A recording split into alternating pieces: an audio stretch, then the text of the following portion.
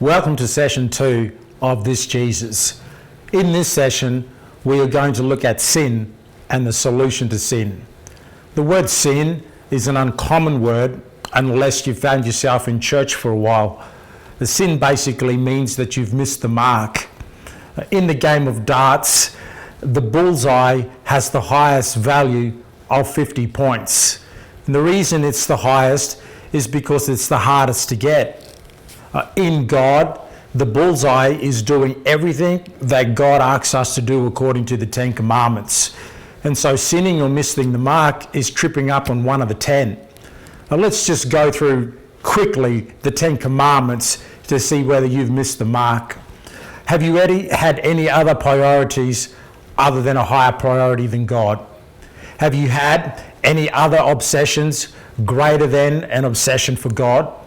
Have you ever taken the name of God in vain? Have you kept the Sabbath and kept it holy? Have you always honoured your parents? Now, the 6th commandment is that you shall not murder.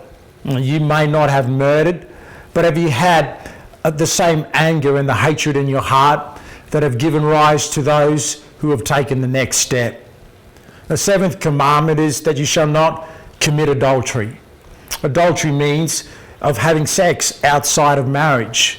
Jesus said that if you lust for a person in your heart, then you've committed adultery. Have you ever stolen anything, or have you ever lied, even told a little fib? Have you ever coveted something and really wanted something that's not yours? If you failed on any one of those, you've missed the mark. It's quite a big challenge to do, to hit the mark all the time.